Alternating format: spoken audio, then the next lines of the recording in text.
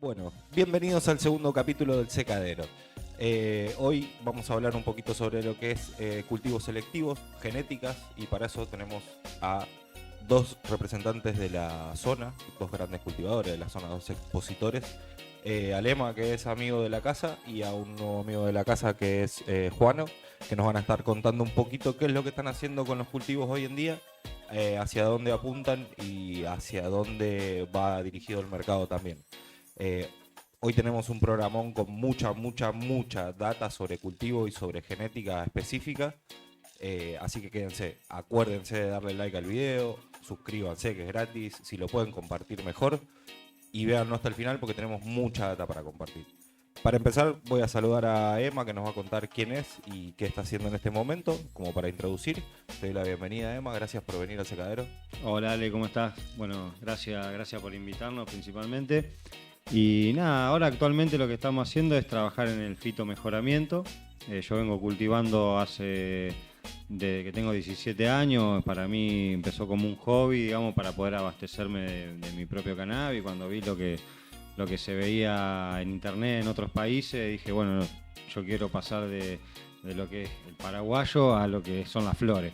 Entonces, bueno, ahí empecé a cultivar, empecé a intentar conseguir buenas semillas. Venían semillas de Europa, eran difíciles de conseguir, ¿viste? Tenía que mandar la plata por Western Union, tenían que llegar desde allá, pasar por aduana, todo. Y bueno, ahí fue el momento en que nos dimos cuenta que con esas semillas que habíamos podido ingresar en ese momento, empezar a hacer nuestras propias cruzas y tener nuestras propias semillas. Eso empezó en ese momento en la clandestinidad, como quien dice. Y ahora, bueno, hace un par de años que estamos trabajando de forma legal con un proyecto bien armado y demás, gracias a las posibilidades que se nos fueron dando.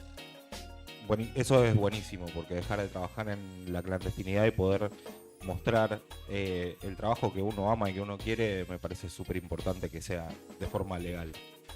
Sí, principalmente en el fitomejoramiento te da la posibilidad de trabajar con más plantas, porque cuando vos estás trabajando de forma ilegal te limitás a tener que esconder las plantas, a una cantidad de número de plantas. En el fitomejoramiento necesitas una cierta cantidad de plantas para poder seleccionar y demás.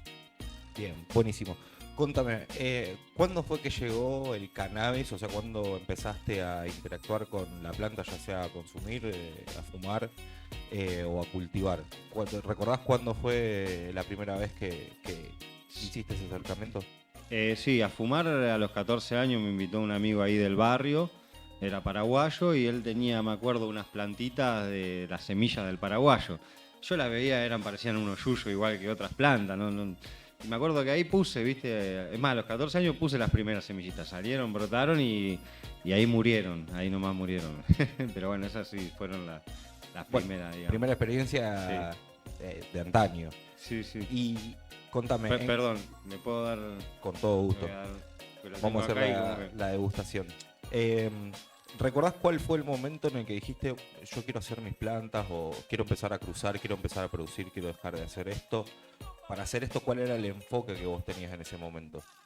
Y en ese momento fue justamente eso, era muy difícil conseguir genética de buena calidad, había que ingresarla al país, no había bancos nacionales. Yo te estoy hablando del 2007. En esa época tenías que comprarla sí o sí a España, que por internet te la mandaban, las comprabas por ahí, te las mandaban, ¿viste? Tardaban como 15 días en llegar uno, dos, tres blisters. Era difícil conseguir, no es como ahora que conseguí en todos lados. Entonces a partir de eso, como era riesgoso, era difícil, era costoso, dijimos, son plantas, de alguna forma tenemos que poder cruzarlas nosotros y hacer nosotros nuestras propias semillas. Así evitamos todo eso que había que hacer, digamos, ¿viste? Entonces ahí fue cuando empezamos a buscar en internet, incluso todavía tengo los videos en ese momento y libros que descargábamos de internet y ahí empezamos a averiguar la planta macho, la planta hembra, cómo se cruzaban y empezamos a hacer nuestras propias cruzas, digamos. Ahí empezó todo. Bien, buenísimo. Y cuando empezaste, ¿dónde empezaron? Porque vos, yo tengo entendido que sos de acá de la zona, pero viviste un par de años en Capilla del Monte, Charbonnier, la zona de Punilla, digamos. ¿Vos empezaste con este trabajo allá? ¿Lo continuaste allá? ¿Cómo fue cultivar ahí la experiencia en el clima y el suelo de Córdoba? Porque es medio árido. Yo, mira, empecé a cultivar en la pampa húmeda en la ciudad de San Nicolás de los Arroyos, acá en provincia de Buenos Aires. Ahí hicimos las primeras cruzas y ahí nomás al año yo ya me fui para las sierras y ahí en Valle de Punilla seguí con ese trabajo. En un momento, digamos, tenía varias cruzas, en un momento se me perdieron varias de esas cruzas que tenía por una lluvia que dejé el blister afuera. Bueno, cuestión que algunas quedaron, las que fueron quedando, hoy en día las tenemos trabajándolas todavía, digamos. Bueno, y el tema del cultivo allá en las sierras, digamos, el suelo es muy pedregoso, muy árido, tenés que hacer un buen pozo, buscar un buen humo, un buen compost. Llenar esos pozos y darle bastante agua, regar bastante por la falta de humedad que hay. A la vez esa baja humedad en el ambiente hace que no haya tantos hongos como la botritis y otros hongos que tenemos acá en La Pampa, que por ahí se complica bastante. Sí, acá tenemos todo, botriti, oidio, pitium. Claro, entonces bueno, lo ventajoso de allá era eso y bueno, la amplitud térmica de la zona. Digamos, la resina es una defensa de la planta, tanto para las plagas como para el frío y el calor y el sol fuerte.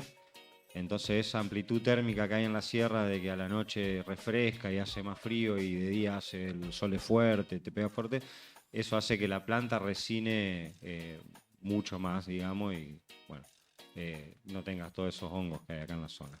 Bueno, entonces, más allá del medio de cultivo que se puede remediar haciendo un buen humus, buscando estiércol de varios animales, porque también cabe destacar que es una zona que tiene, gracias, muchos animales, granjas, criaderos, etcétera, entonces no es tan difícil acercarse a ese tipo de materiales para componer la tierra. Todo con lo que había en la zona. Perfecto. Y con el tema de lo que vos me dijiste de la amplitud de las temperaturas, ¿seleccionaste plantas que sean resistentes al gran calor?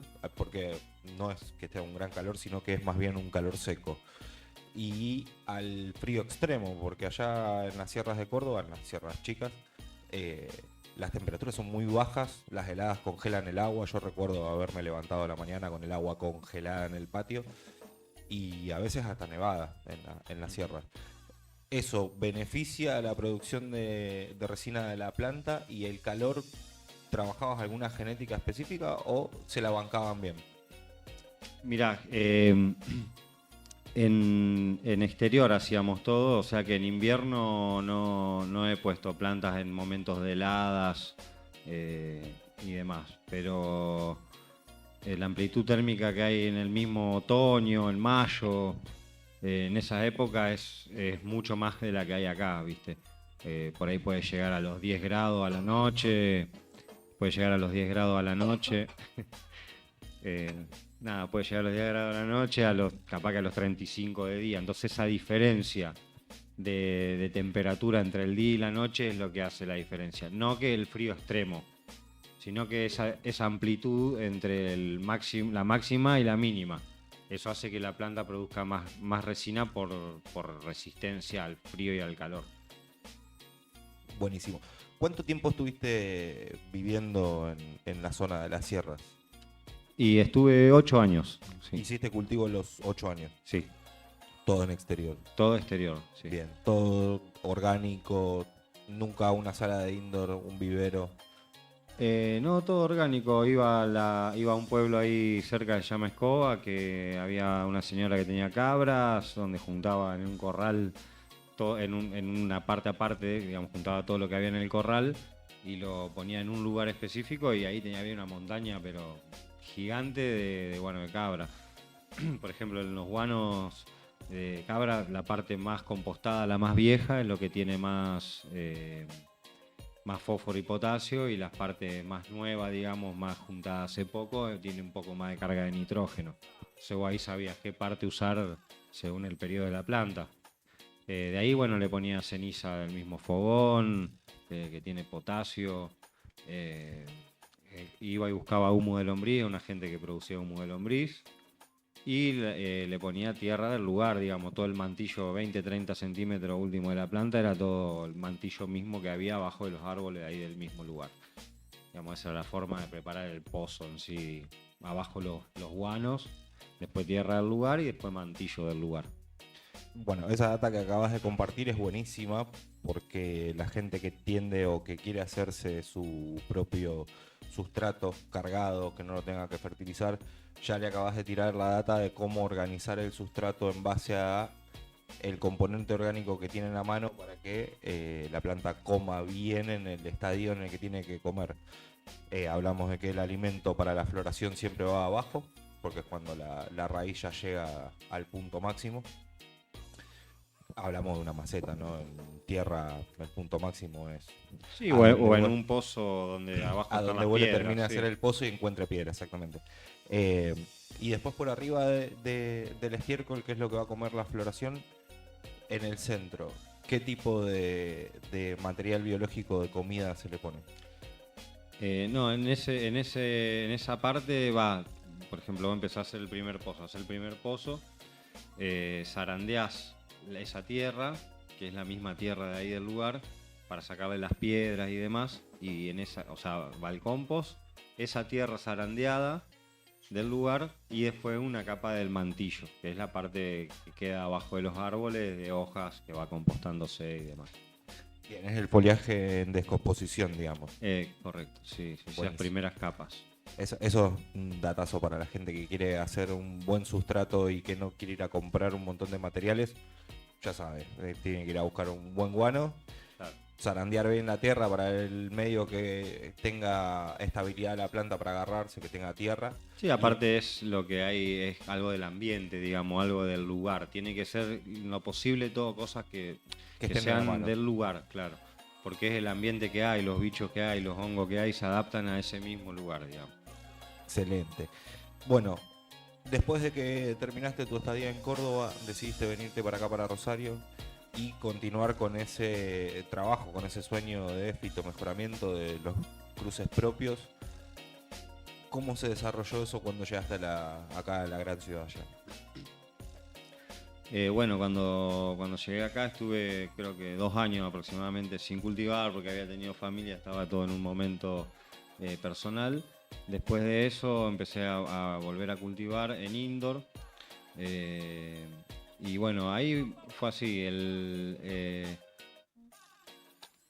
Cuando salió la ley de la modificación de la ley medicinal, cuando incorporaron el ReproCan, dentro de esa modificación decía que las farmacias iban a tener que tener aceites para darle a pacientes inscriptos en esta Sí, este la registro. farmacia, las obras sociales. Y las obras sociales iban a tener que cubrir ese gasto y si no, creo que todavía está así la ley. Si no lo cubre la obra social, el Estado tenía que cubrirle ese aceite. Aún no ha sido modificado eso, sigue vigente. Sí, así, sí. Bueno, entonces a raíz de todo esto yo me di cuenta de que alguien iba a tener que producir, de que iba a tener que haber semillas, de que iba a tener que haber algo atrás de todo eso. Entonces, bueno, a raíz de eso empecé a darme cuenta que era mucho para mí solo y tenía que conseguir gente de mi confianza y que tenga esa visión también. Y bueno, nos reunimos varias personas. Las primeras reuniones era todo muy utópico porque solamente era una visión a través de eso. Todavía no había salido ningún tipo de registro, no se podía cultivar solamente con el ReproCan. Se podía hacer cultivo solidario y demás, pero bueno, nosotros lo que queremos es vivir de lo que sabemos hacer, que es cultivar cannabis. Claro.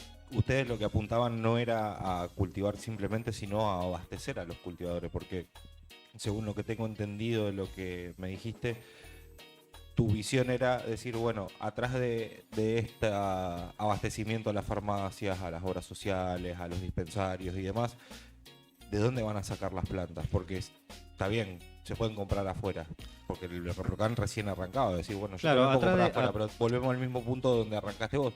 Es costoso, toma tiempo, y querés Atrás, arrancar atrás de ya. todo eso, o sea, se notaba que algo iba a pasar, digamos, que algo iba a pasar, que iba a haber cosas para hacer. Entonces yo cuando me di cuenta de eso, digo, no, cuando llegue el momento no quiero estar viéndolo solamente, quiero poder hacerlo. Entonces, bueno, empezamos a reunirnos, a tener reuniones entre nosotros, a estar al día con las leyes, con todo lo que iba saliendo, más que nada de las leyes y las posibilidades que nosotros podíamos llegar a tener de hacer algo. Entonces, bueno, lo primero realmente que nos pareció bien claro fue, y que nos cerraba por todos lados, era lo de la inscripción en el INASE para fitomejoramiento. Ya que fue, aparte de cultivar, lo primero que habíamos empezado a hacer, ¿viste? Hace un montón de años. Y era una forma de hacerlo legalmente, o sea, hacer nuestras semillas, nuestras genéticas. Entonces ahí vimos que sí, que había una posibilidad de poder cultivar, que dejaba de ser utópico todo, ¿viste? Entonces ahí nos empezamos bueno, yo tengo esta luz, yo tengo esta otra luz, yo tengo este venti, agarramos y armamos así con 3 4 luces, las primeras. Y bueno, tenemos esta semilla guardada que venimos reproduciéndola desde el 2007. Ya están estables, la veníamos trabajando. Entonces empezamos a trabajar sobre esa semilla, las primeras que presentamos en INASE. Ya las presentamos hace 1 año y 2 meses a la genética, hicimos todo el ensayo y demás. Bueno, y de ahí es como que se le fue dando forma al proyecto, de todo lo que éramos al principio cuando empezamos a reunir, quedábamos 4, éramos 7 más o menos, que bueno, antes de empezar a cultivar los otros integrantes se fueron por cuestiones personales y porque bueno, era esto bastante para largo, digamos, todavía estamos trabajando en eso sin tener un lucro atrás, digamos, hasta que salga registrada nuestra semilla. Seguimos a la espera, con todas las esperanzas de que Sí, se sí. aprueben. Y cuando decís estamos, eh, lo vamos a incluir ahora a Juano, voy a pasarme un poquito hacia el lado de él. Estamos trabajando. Juano, presentate, decinos quién sos, a qué te dedicas y en qué momento de cultivo estás en esto. Bien, bueno, mi nombre es Juano, soy de profesión químico, me dedico a eso, doy clases también en la facu. En mi fase de cultivo diría que estoy como en plena curva de aprendizaje, siempre realmente trato en cada momento, digamos, en cada oportunidad que tengo de repetir a veces lo que aprendí, que está bien, digamos, que funciona y que da buenos resultados. Y también siempre de meter una pequeña variación.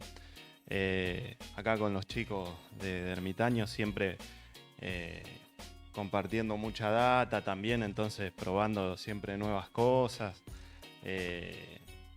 Y eso, disfrutando, o sea, la actividad, que creo que es lo más importante, porque a veces pienso que incluso más que fumar me gusta cultivar, es como que... Sí, disfrutar el trabajo que hacemos todos los días, porque obviamente cual. la recompensa es fumarlo, hacer una extracción, Sí, hacer una comida, hacer un y aceite. tener un buen resultado, digamos. Pero disfrutar el proceso me parece que es lo Sí. más importante y decir, bueno, absorbo data y repito todos los días. Y aparte es lo que te permite a veces manejar cierta ansiedad que uno tiene cuando empieza a cultivar, ¿no? Que ya quiere poner la semilla y a las 2 semanas, no sé, ya ver un cogollo formándose. Sí, Y bueno, digamos que Toda la eso ansiedad no pasa y del cultivador primerizo. que tal nos cual. pasa, Y uno ¿no? quiere que lo que hace, lo que empieza a hacer es ver los resultados inmediatamente. Y bueno, hay que entender que estamos ahí con un ser vivo que tiene sus tiempos, digamos. Entonces, eso un poco lo que hablábamos antes de iniciar Sí, esta entrevista, hablábamos de eso, justamente de lo proceso importante, de la planta, claro. del proceso de cultivar y de aprender y de la curva Claro. de seguir en ese desarrollo constante. Tal cual. Ahí cuando hablaste de cultivador primerizo, ¿te acordás cuál fue la primera vez que dijiste no consumir o el acercamiento con el cannabis? Sino la primera vez que dijiste, yo tengo que poner una planta de esto, necesito esta planta en mi vida. Y, a ver, un poco como le pasó además, yo me acuerdo de chico, sin haber fumado, ni mucho menos, pero como de tener acceso a una semilla y me acuerdo de plantarla, no pasó nada, no salió, obviamente, no. pero como siempre una curiosidad frente a lo que es el cannabis en sí. Y después, la verdad que mi acercamiento también al cannabis fue más de grande, ya diría de adulto prácticamente.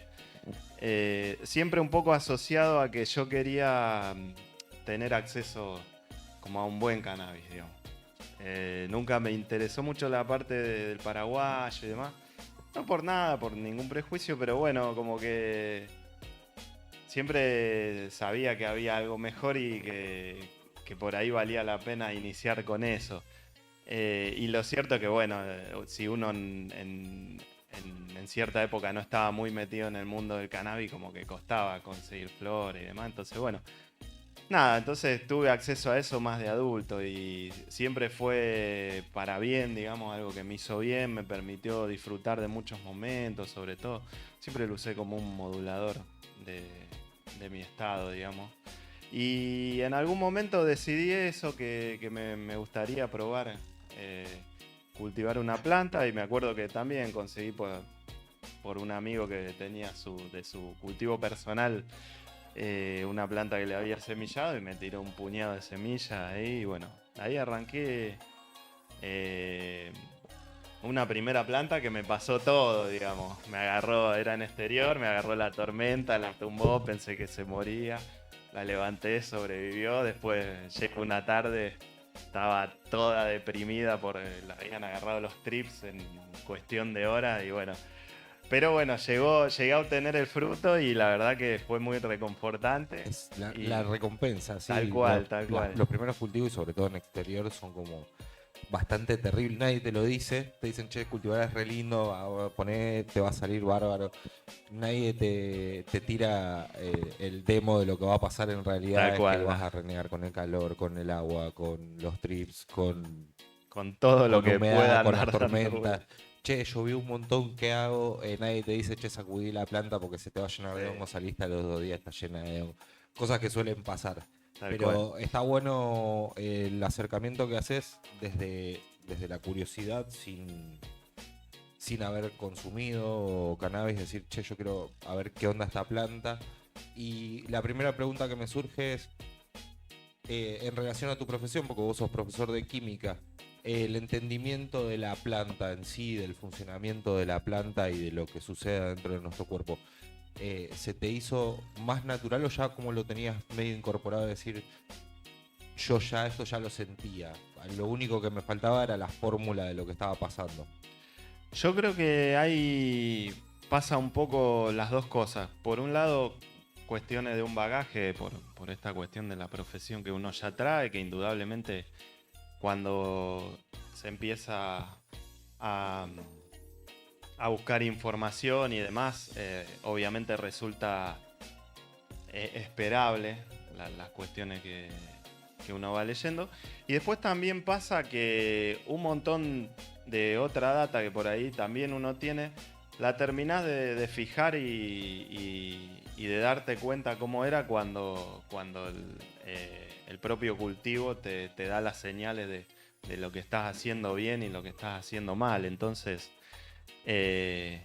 pasa un poco eso, que si bien uno ya tiene su bagaje, bien digo, que ya trae y eso te ayuda un montón a familiarizarte con cuestiones del cultivo, pero también el cultivo es como que te da un montón de información sobre cosas químicas incluso. Siempre. El cultivo siempre te devuelve algo. Por eso iba la pregunta, ¿no? Porque vos como químico, ¿sabes? Decís, bueno, planta NPK, necesito algo con NPK, sí o sí, tengo que hacer reducción de N cuando pasa flora, progresivamente subir el silicio. Tal cual. Él Ahora, maneja el pH para ver. eso es del papel a la realidad. En la realidad hay plantas que te van a consumir más nitrógeno en Sí, flora, que van a sí. querer tomar menos silicio, o fueron cachetazos más simples, así como decir, bueno, yo hasta acá, pero no tan drástico. No, o sea, lo que uno tiene que tener en cuenta es que cada planta es un individuo en sí, entonces tiene sus características propias, tiene en definitiva, como cualquier ser vivo, mismo los animales, no todos somos iguales, todos tenemos distintos cuerpos, digamos, formas de ser. Bueno, con las plantas pasa exactamente lo mismo, entonces hay ciertas plantas que uno ya ve que requiere cierta alimentación. Nosotros, por ejemplo, muchas veces en el cultivo, por una cuestión de los implementos técnicos que manejamos ahora, a veces nos vemos obligados como a hacer un riego estándar para todas las plantas, y a veces si tenemos distintas variedades, uno ya ve, che, mirá, estas están con falta un comida, claro, estas tienen un exceso. verde menos intenso, entonces o la ve que el cogollo ya Claro, vamos identificando cuáles comen más, Claro. cuáles comen menos, Claro, lo que qué pasa darle que a cada una, digamos. teniendo diferentes genéticas dentro del mismo riego, la única que te queda es estandarizar o regar a mano. Y me parece que por ahí regar a mano es un montón. Que Sí, sería lo nosotros ideal regamos para... todo a mano. Sí. O sea, preparamos un tanque, ahí preparamos todo el agua con la nutrición una vez por semana, y regamos todo con regadera, con la regadera de la Tal señora. cual. Tenemos unos aspersores y todo, pero no, la regadera. Bien. La idea es un poco como empezar a estandarizar eso, a poder automatizar el riego, un poco lo que tenemos en vista, pero bueno, también la realidad actual es como que nos frenó todo un poco en seco, porque hay ciertos saltos que esperábamos dar que no los estamos pudiendo dar, sobre todo en lo económico, digamos. Pero bueno, igual estamos ahí, le seguimos metiendo. Y tenemos que seguir metiéndole, porque si pensamos Sí. cómo empezó el EMA, con las semillas con las que empezó el EMA, de la forma en la que empezó el EMA, cómo empezaste vos, con las semillas con las que empezaste vos y las que empecé yo, que empecé casi de la mano con el ReproCan, a cultivar, no a consumir, sino a cultivar. Yo, para mí, desde que empezó el Repro hasta el día de hoy, mi forma de cultivo y mi visión del cultivo y lo que he avanzado con el cultivo, más allá de los problemas económicos, de los problemas legales que vienen con el ReproCan, me parece que han sido bastante amplios. O sea, estamos en un buen lugar. Sí, podemos tener mejores cosas, creo. Se puede llegar, pero creo que estamos bárbaros, porque cultivar podemos cultivar. Ustedes pueden trabajar haciendo los... Sí, los por cruces. ahí, perdón que te interrumpa, por ahí No, nosotros esperábamos que algunas cosas se den antes, como por ejemplo la ONG, como estamos formando además un club de cultivo, la ONG está inscripta en ReproCan, pero todavía no está aprobada en ReproCan porque está ahí frenado todo hace un año.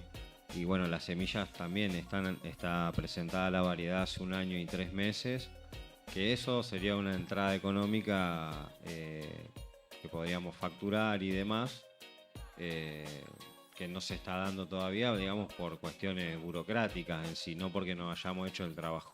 Pero sabemos, en algún momento va a Sí, llegar, ese es fruto. como con la planta, Y con el mientras fruto. Tal tanto, cual. siguen trabajando con la próxima para que haya una próxima atrás también en la cola Tal esperando. cual, ahora... Sí. O sea que en el momento que se libere vamos a tener la semilla autorizada, que la vamos Sí, a probar, obviamente. ojalá que Sí. salga pronto, y bueno, igualmente seguimos trabajando con nuevas genéticas.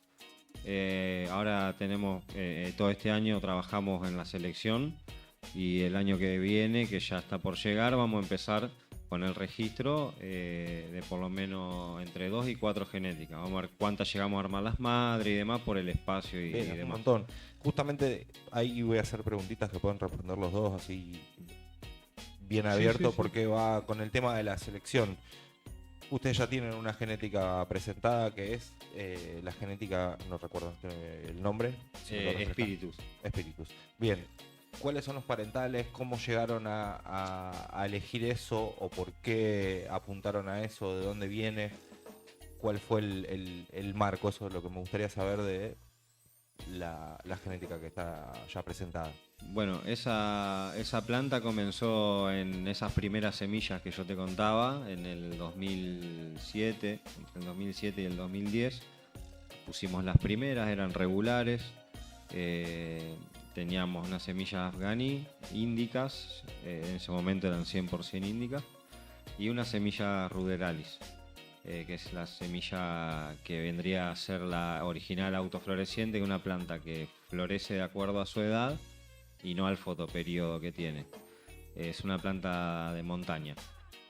Bueno, y respondiendo también a otra pregunta que vos me hacías hoy, en Córdoba intentábamos usar plantas nepalesas, ese tipo de plantas hindú, digamos, que por están el acostumbrados a esos, Sí, a por los esos- climas, por como esos vos dijiste, climas y los suelos. de amplio espectro Claro, y los suelos. Claro, amplitud En el térmica. clima, Y exactamente. los suelos, pedregosos. Bueno, volviendo a la semilla que estamos registrando, bueno, hicimos una automática en ese momento, que la empezamos después a seleccionar a través de los años, en esos años de forma ilegal. Yo en la sierra, mi hermano acá en La Pampa. Y bueno, ahí con el tiempo, con todos esos años, hasta el día de hoy, logramos eh, eh, una planta estable. En ese periodo pasó esto de la legalidad, en donde pudimos perfeccionar todo eso con muchísimo más plantas. Y ahí terminar de hacer esta selección que tenemos todo registrado con fotos, con datos en... Tener toda la trazabilidad de lo que hiciste. Claro, Sí, de son forma... formularios que se presentan en INASE y fotos. Que esos formularios son descriptores de las plantas y tienen que coincidir con esas fotos que nosotros hicimos, digamos. Eh, En la parte de el fitomejoramiento, de estabilizar la genética, ¿qué buscabas en el genotipo y qué buscabas en el fenotipo de esta planta? Porque obviamente no es un cruce híbrido como el que estamos acostumbrados hoy, que tienen un padre, una madre y la ruderalis para generar esa condición automática, sino que es solamente un afghani, que es una planta landrace, para la gente que no sabe, es una planta originaria que no ha sido modificada por el hombre, simplemente ha sido estabilizada para poder usar en cruces genéticos, y la ruderalis. ¿Cuál era el enfoque del fitomejoramiento? ¿Ibas por la producción? ¿Ibas por el tamaño? ¿Ibas por los terpenos? ¿Ibas por un conjunto de todo? Mira, al principio apenas se arrancó, era buscar la planta por el lado del macho, ¿cómo que se llama? En regular, digamos, que te da el macho y la hembra. Era buscar el macho de más rápida floración y el más grande, buscar una intermedia, un macho entre eso. Y la hembra, la más robusta, la más ramificada en ese momento, digamos. Después, bueno, fuimos ampliando cuando empezamos a trabajar con Juano, después está Jero, que es el otro integrante del equipo, y Guille, que es mi hermano, también integrante del equipo, somos nosotros 4. Fuimos trabajando otros aspectos que Juano te puede contar ahí sobre... Justo iba a hacer esa pregunta, pero el principio, la base de la búsqueda en el 2007 era la estabilidad, la robustez de la madre y la velocidad y la fuerza del padre, para que sea una planta robusta y rápida. Eso es más o menos fue la base de la planta. Sí, sí, tal cual. Perfecto. En base a eso ya me voy con Juano, que me va a explicar un poco mejor la parte de cruce genético, porque esto tiene un punto de interés muy grande en lo que es no solamente el fitomejoramiento, sino que también le sirve a las personas que están en casa para saber qué tipo de terpenos se van a encontrar, qué tipo de parentales son, qué efectos tienen, cómo lo pueden usar de forma terapéutica, cómo lo pueden usar de forma medicinal o recreativa. Cuando vos tenés que cruzar una planta, porque vos tenés una madre y un padre que van a hacer exactamente de lo mismo,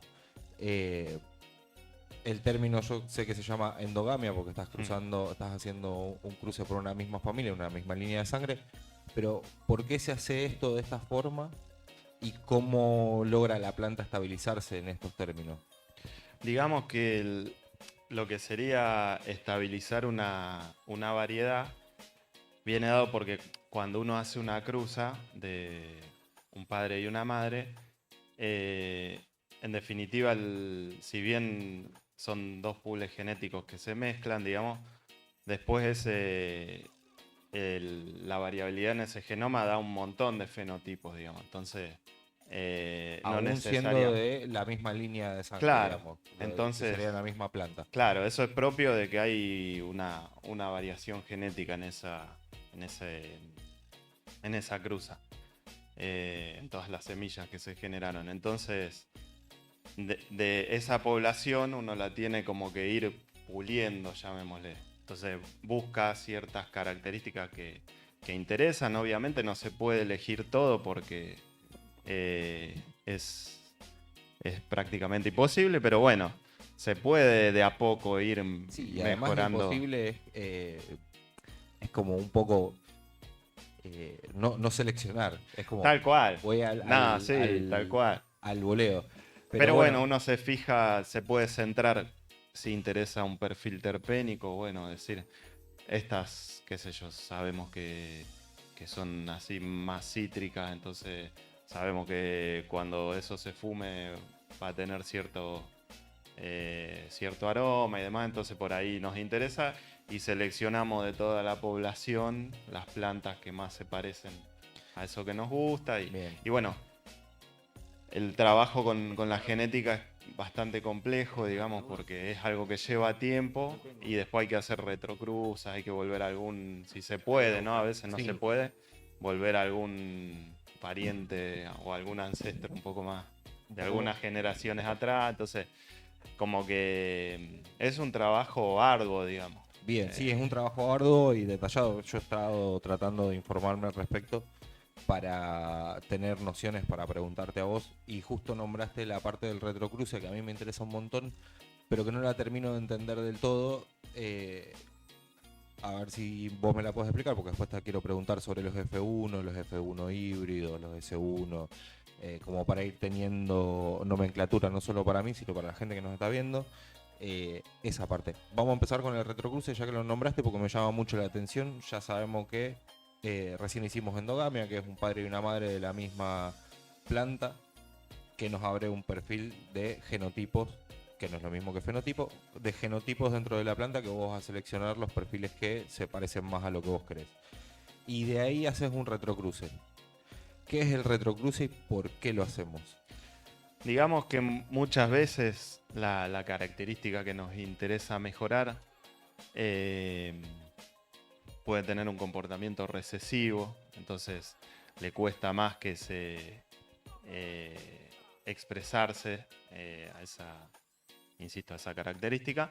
Entonces es importante que buscar que si esa característica recesiva estaba en un ancestro de esa misma planta, poder generar un cruce con ese ancestro para ver si se logra esa expresión.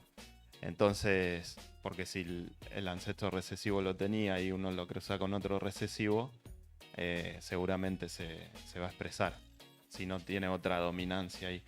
Pero bueno, yo por ahí en el tema genético no soy tan experto, lo tenemos al Jero, que es un poco el que más, él es biotecnólogo, entonces conoce bien toda esa parte, pero sí es como que buscamos siempre fijar alguna característica y seleccionar de la población fenotípica que tenemos, de esa variación, elegir los fenotipos que nos interesan para después volver a cruzar esos, y como decís vos, generar esa endogamia que te permite expresar la característica que uno está buscando.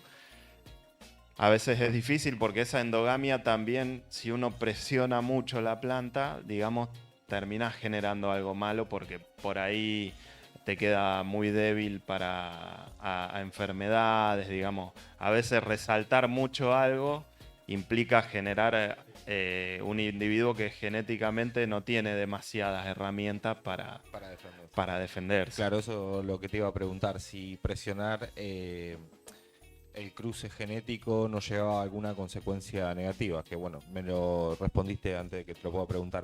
Sí, digamos, eso es propio de...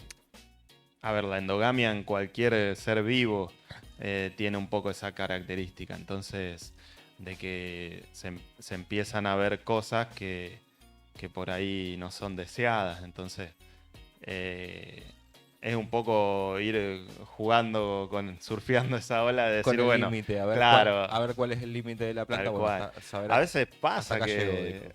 plantás todas las semillas y hay un par que salen que decís, esto te salen las hojas todas rabiosas, entonces como que pasan cosas raras. Pero bueno,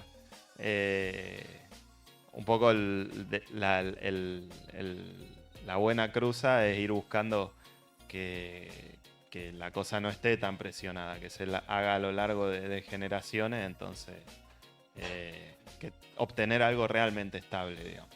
Eso es lo importante. Eso es básico, tener una buena producción de semillas que a la larga siga siendo estable. Tal cual. Creo que es lo que se intenta copiar de los grandes bancos que están en renombre hoy, Sí. que son todos internacionales. Tenemos muy buenos bancos nacionales. También acá hay pero mantener gente. la estabilidad me parece que es el punto más importante de un banco, más allá de que la planta sea la más olorosa, la más resinosa. Me parece que la base del banco tiene que ser que la planta sea Tal estable. cual.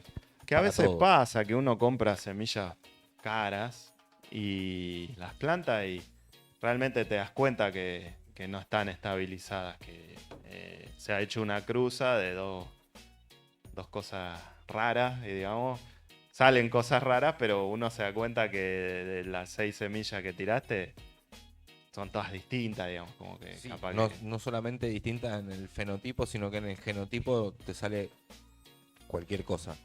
Y la siguiente pregunta que se me cruza por la cabeza es un poco más sensorial esta.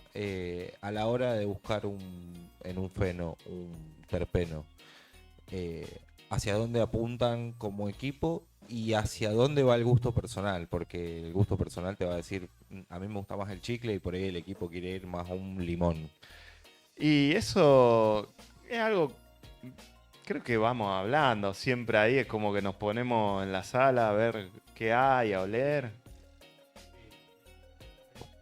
Sí, nosotros en realidad lo que buscamos es estabilidad, como decían bien ustedes hoy.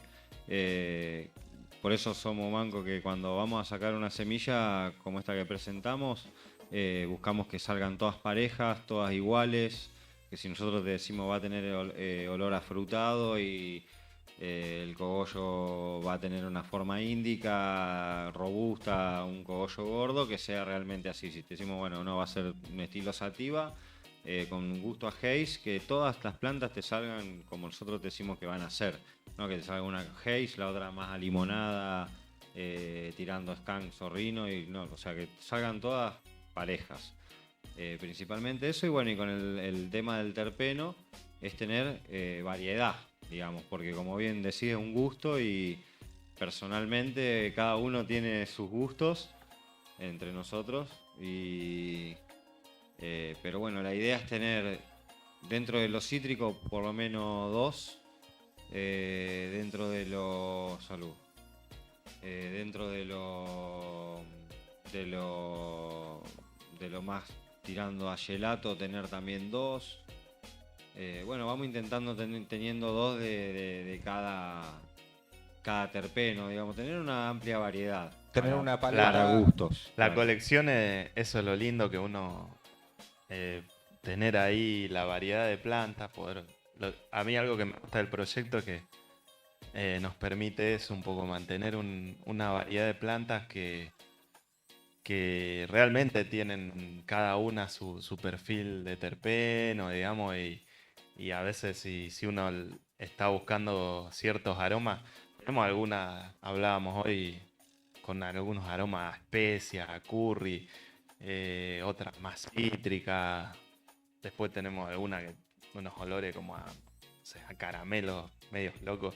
La verdad que en ese sentido es muy divertido, como que... Claro, después está el terpeno de queso, tenemos. Sí, tenemos ahí alguna... Buscamos Una paleta interesante. Sí, tiene sí. de sabores y olores. y bueno, incluso dentro de los cítricos está lo más tirando a pomelo, a naranja. Buscamos realmente identificar eso y tener ahí eso, una gran variedad de sabores y aromas. Sí. Bien. Y a mí lo primero que se me ocurre cuando me decís, este tipo de terpeno, el otro tipo de terpeno dentro de la paleta es, ¿cómo haces para conseguir ese terpeno que vos querés? Más allá de decir, bueno, yo sé que este padre lo tiene porque viene con el Skittles, porque viene con terpeno de banana. ¿cómo consigo yo que la planta tenga ese olor a banana en el cruce? Mira, lo lleva dentro de sí, digamos, porque está en la misma cruza. Entonces, dentro de esa cruza te van a salir una variedad de plantas que algunas lo van a tener y otras no. Algunas te van a salir como el padre, otras te van a salir con la madre y otras te van a salir Como las ellas dos mismas. mezcladas. Generalmente nosotros nos dejamos llevar por lo que vemos y por lo que olemos, lo que sentimos ahí y ahí seleccionamos, digamos, decir, bueno, queremos estos dos aromas cruzados. Me explico, por ejemplo, un frutado cítrico, como te explicaba hoy.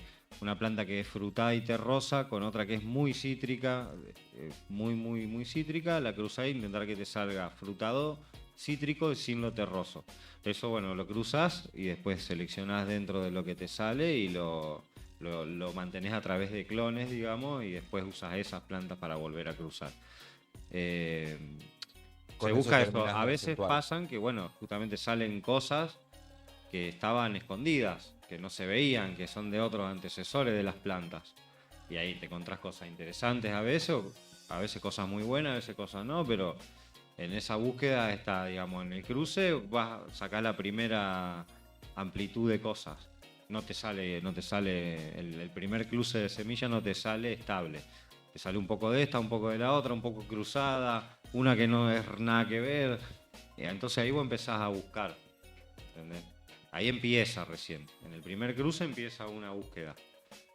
De ahí se sigue empezando a hacer todo el trabajo que y después vas Juano. identificando los terpenos que te gustan y los vas reforzando. En ese primer cruce decís, bueno, acá esta salió igual a la madre, esta salió igual al padre. Yo quería buscar una cruzada, esta salió bien cruzada las dos, sin esto otro, pero bueno, la estructura no, y la forma del cogollo no, bueno, vamos a buscar otra. Que tenga la mayor cantidad de características buenas posible. Y esa la reforzás cruzándola con los padres. Esa después la dejamos seleccionada y bueno, ahí el Jero, que es el biotecnólogo, que él se encarga de saber después con qué volver a cruzar y demás. A mí mi parte es en sí el cultivo y cómo llevar adelante ese cultivo. Excelente. Bien, esa es la parte que más me llama la atención porque hay un montón de variables para poder llegar al resultado, porque por ahí uno no es muy consciente de la cantidad de perfiles de terpeno que pueden salir, la cantidad de perfiles de genotipo que pueden salir dentro de la planta, y que tengamos justamente esa que ustedes seleccionaron, que tenga todas las cualidades, debe llevar un trabajo bastante amplio. La pregunta es, ahora la voy a dirigir a Juano. Recién hablábamos sobre el retrocruce, ahora hablamos sobre la selección de los perfiles de los terpenos, cómo reforzarlos, acuándonos. Para que la gente se vaya interiorizando también un poco más con la nomenclatura, cuando hablamos de un híbrido F1 o una semilla de S1, ¿a qué nos estamos refiriendo? Como para que nosotros sepamos cuando vamos a comprar y en el blister nos sale esta información, se tenga más o menos una noción de qué es lo que nos está queriendo decir el banco con eso. Digamos, la semilla S1 es cuando se hizo una cruza y directamente esa semilla es la que sale a la venta. No hay demasiada selección, entonces son semillas en las que uno espera una alta variabilidad, digamos, fenotípica. Sería como la antigua semilla regular. Me va a tener una semilla que me va a abrir un montón de perfiles sin asegurarme absolutamente nada. Puede ser sí, sea. Yo agarré dos genéticas, las crucé, bueno, es la S1 ahí. Claro, eso es la F1. Perdón, la F1. La S1 vendría a ser la cruza de una planta por sí misma. Por sí misma, claro. Pero bueno, en esa primera cruza, por más que sea con sí misma, uno espera ver, digamos, cierta... Sí, hay una variabilidad típica. Pero es más corta, porque estamos viendo los perfiles de la misma planta esperando más o menos los mismos resultados, obviamente, que pueden llegar a ser. Por más que sea una S1, tenés una variabilidad porque tiene cosas de sus antecesores. Nosotros ahora pusimos una S1 y tenemos plantas violeta, plantas verdes, sí, con diferentes aromas. que tienen de antecesores, digamos, que no estaban en la misma planta. Digamos, una S1 vos tenés una planta madre, les haces esquejes y esos esquejes los cruzás entre sí, digamos, ella misma por ella misma. Y ahí salta genéticamente, cuando salen las semillas, sale una variabilidad de genes, porque son genes que tiene guardado, digamos, la misma semilla en el ADN, digamos. Hay que entender que por ahí tener los mismos genes no significa que se expresen iguales. Entonces, la expresión genética es como un mecanismo hipercomplejo, muy regulado. Entonces, que dos individuos tengan exactamente los mismos genes no implica que vayan a expresar lo mismo. Tiene que ver con un montón de cuestiones.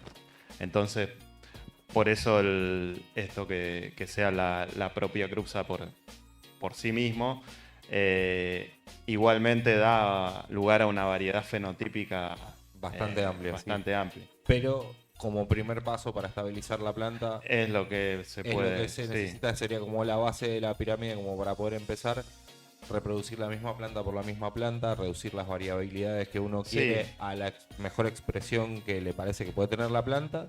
Es una y de forma, ahí en sí. adelante cruzarlo con otra planta que haya sufrido el mismo proceso para tener un híbrido. Claro, perdón. A veces eso puede ser una forma para Claro. intentar que sean lo más parecidas entre sí posible. Pero a mi parecer el S1 sería un último paso, por ejemplo. Claro. La forma sería estabilizarla de forma regular a la planta sin Claro. feminizar. Y después, una vez que vos llegás al fenotipo estable, que siempre te sale estable esa planta, ahí haces un S1 y bueno, podés tener esa semilla feminizada de un S1. Por ahí puede llegarse eso. Porque si uno arranca con ese paso, lo que hablábamos antes, ya estás presionando mucho la Claro, está llevando muy genética. al límite Claro. el poder de la genética y empezás Tal cual. a recibir los efectos negativos que no querés. Tal cual. Entonces, como dice Lema, conviene empezar por una cruza macho-hembra, digamos, y de regulares, y empezar el trabajo ahí, cosa de que uno tener un pool genético. Porque, en definitiva, lo que hay que entender es que el pool genético, lo que decimos siempre, hay información guardada ahí, digamos. Información de resistencia a plagas, información de cosas que tiene que hacer la planta, claro, a estrés, tal cual. Hoy en el mundo se habla de todo lo que es la epigenética, digamos, que tiene que ver un poco con esto que hablamos antes de cómo está regulada la expresión génica. Y en la epigenética un poco lo que está guardado es la historia de esos individuos, sobre todo al estrés que han sufrido. Entonces, es importante que ese pool genético se conserve. En definitiva, el trabajo de breeding ideal sería una cosa que uno haga lentamente. La mínima expresión posible para tal cual, recibir. es como hacer algo. De hecho, en otras especies se ve, pasa por ejemplo en los peces. Quienes hacen piscicultura a veces interesa, bueno, lo mismo, tal pez, aumentar su masa muscular para obtener mejor rinde, qué sé yo, bueno. Uno puede hacer ese trabajo en 2 pasos y obtener peces que los tenés que mantener básicamente antibióticos, porque no hay otra, cualquier cosa que ande dando vuelta los mata. O uno puede hacer realmente ese trabajo a lo largo de 20 años, seleccionando siempre el 90% más grande de esa población, y ahí uno conserva el pool genético, digamos. Entonces ese pez va a llegar al mismo resultado sin forzar tanto. Y no fuerza tanto la resistencia genética. Por eso, insisto, yo no soy experto en el tema, tenemos ahí al Jero para esas cuestiones, pero un poco está esa cuestión de, bueno, no podemos hacer cualquier cosa en pos de obtener lo que queremos obtener, sino que hay que ir viendo. Si bien se entiende a veces que un trabajo no puede durar 20 años. Uy, se me cayó el set.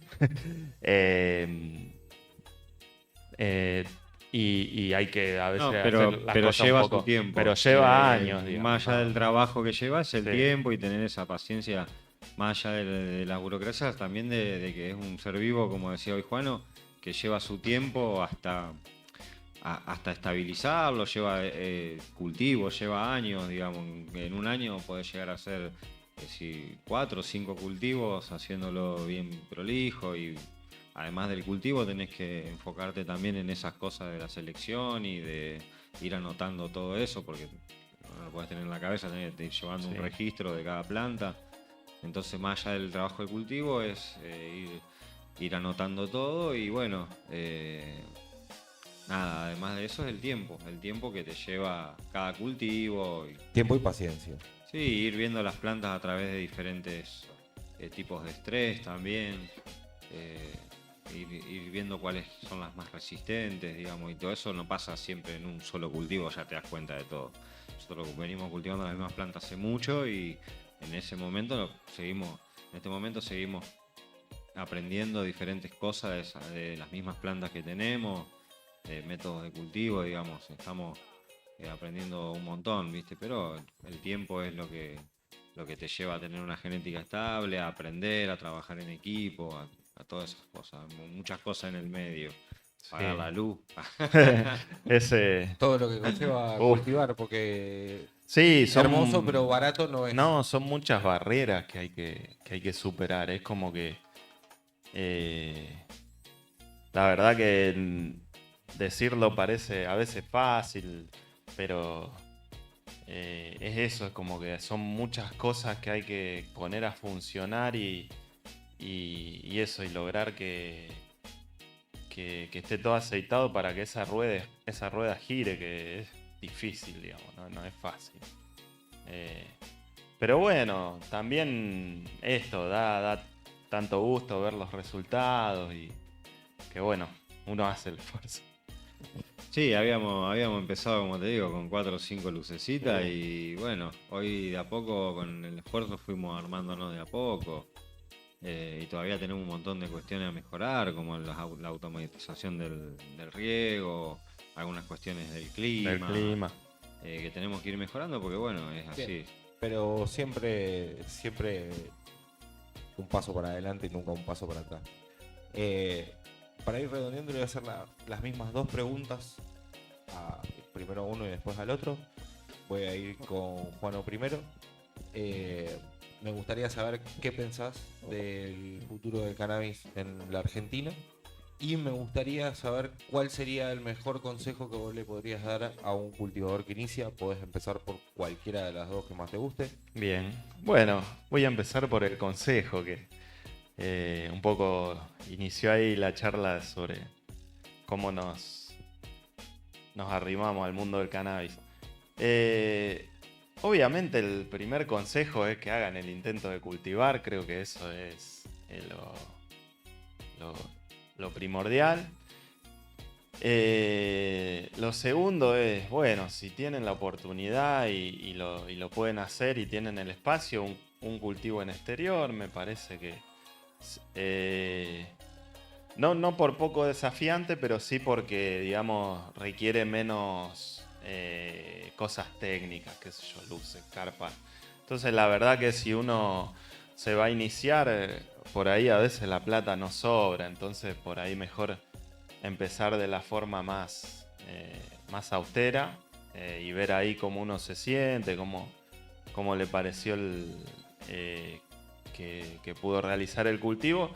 Y bueno, si lo cree apropiado, bueno, ahí sí dar el salto a un cultivo de indoor. Pero bueno, sí, eso, empezar en exterior, buscar, si lo va a hacer en maceta, un buen sustrato, digamos.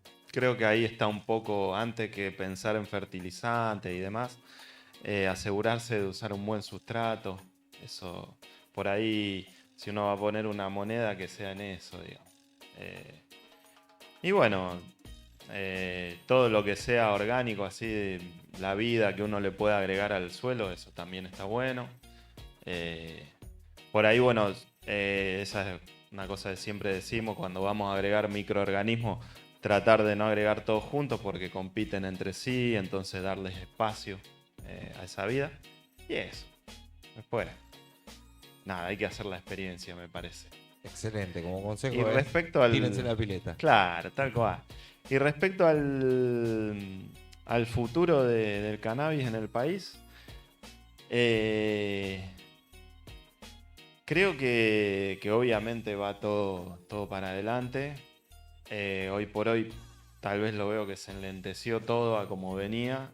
Un poco eso lo sentimos en cuanto a un poco lo que decía antes, los objetivos que teníamos como para cumplir en el corto y mediano plazo.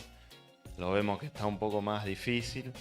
Pero yo creo que esto no le queda otra que ir para adelante porque un poco está pasando en el mundo también eso. Entonces, yo siempre pienso lo mismo al respecto. Me cuesta creer que haya tanto prejuicio frente a algo que podemos discutir si es inocuo o no. Yo no, eso no me meto tanto en eso, pero digo, la hipocresía de decir hay otras sustancias de curso legal que son infinitamente más peligrosas. Yo siempre digo lo mismo, yo me puedo poner en mi casa, sacar los permisos necesarios, destilar una bebida alcohólica. No tengo nada contra el alcohol, bebo alcohol, o sea, no viene por ese lado, pero digo, puedo hacer eso, vendérselo a alguien, le vendo 2 litros, se lo toma y se muere de un coma alcohólico. Y está todo bien. Y no me va a perseguir la policía por eso ni nada. Y sin embargo, por cultivar un porro que si como muy grave te podés ir a dormir al sobre y listo. No, tanta persecución por eso a veces como que es un poco frustrante. Entonces, nada, me parece que a medida que vaya habiendo más... No es que no... Me expresé mal. A medida que se vaya abriendo más la cultura canábica al común de la sociedad, creo que se va a ir aceptando que esto no puede estar prohibido. No pueden estar los estados gastando plata en perseguir a gente. Yo creo que estamos yendo a ese camino de salir de ese lugar. A nivel mundial la presión va a ser que se ceda, porque va a ser Estados Unidos, Europa, está cediendo Tailandia, ceden todos. En el momento en el que todos cedan va a ser presión y se va a liberar por su propio peso. Y sí, yo creo que... como viene sucediendo hasta ahora. Cada vez tenemos más apoyo, cada vez hay más gente, cada vez se cultiva más, cada vez hay gente que está más presente y eso nos lleva para adelante.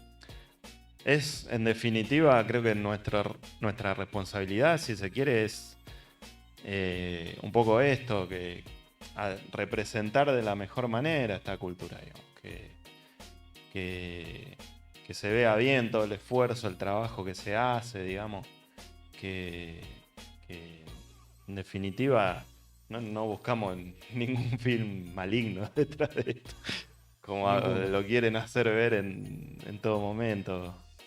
Entonces, un poco es eso, combatir desde ese lado, si se quiere. Totalmente de acuerdo.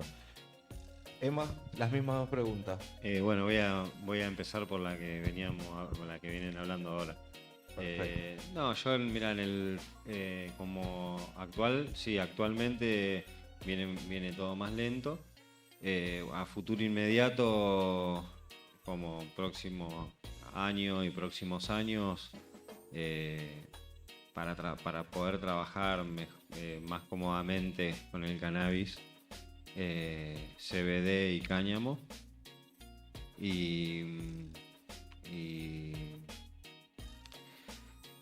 bueno, y a futuro,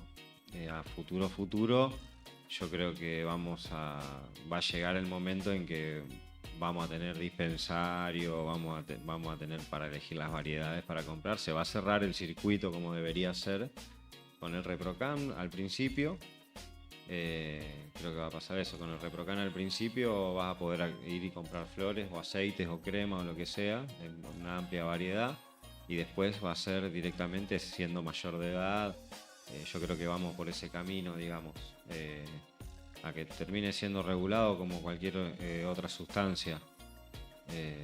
siendo mayor de edad, poder tener la elección de hacerlo. Yo creo que vamos en un camino hacia eso, que a diferencia de antes, que por una tuquita, que era una patita de cucaracha, te metían a la comisaría, te hacían una causa.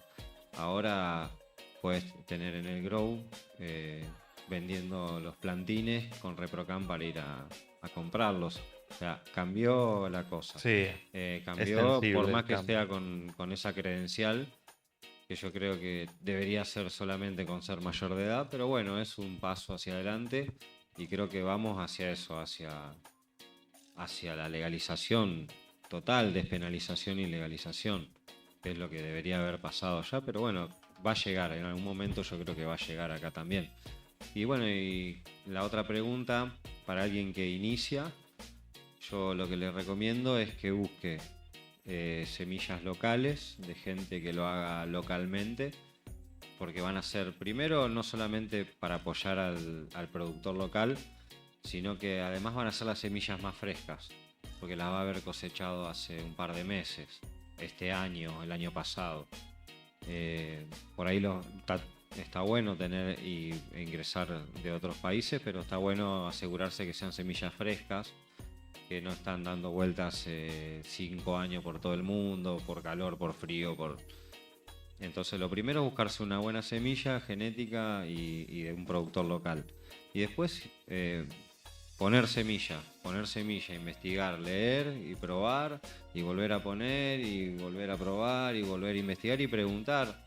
Que no le dé vergüenza preguntar, porque a veces y aprender. se Seguir y quedan, aprender. le da vergüenza y dicen, uy, no sé, capaz que, viste, no sé, no le quiero preguntar. Y no, está bueno Se tienen que preguntar. tirar la experiencia, lo tienen que hacer. Claro, y capaz que, viste, te ahorras por ahí un montón de tiempo preguntando, o lee y después preguntá. Preguntando Así, si porque llega si no, a Roma. si primero lee y después preguntá. Y sí, preguntando se lleva a Roma. Y nada, y sembrar, y si tenés exterior mejor, y si no adentro con un bajo consumo podés empezar a cultivar, y una maceta y tierra y una semilla. O sea. Y si te gusta Excelente. fumar o consumir cannabis, o te hace bien, o lo usás medicinalmente, yo recomiendo eso, cultivar, intentar, y que si necesitas ayuda de alguien, también pedírsela y ir así. Nosotros al principio no había todas las herramientas que hay ahora. Y nada, buscábamos, nos hablábamos en foros, nos hablábamos con gente de acá de Argentina en otros lugares, con gente de España. Íbamos aprendiendo así, mandando fotos por mail, por lo que sea, mandando fotos y preguntando y buscando info. A través de lo que le buscas la información, podés preguntarle a otra persona si es correcta la información, porque hoy en día hay mucho para leer, ¿viste? Y bueno, hay algunas que están acertadas y otras por ahí no tanto. Entonces, Sí, a veces hay está que bueno leer y tener preguntar. cuidado con el ruido. No, porque a veces preguntás Sí. y por lo menos podés informarte un poquito. Claro, pero, tal cual. porque si no Pregunten tenés que decir, siempre, siempre pregunten.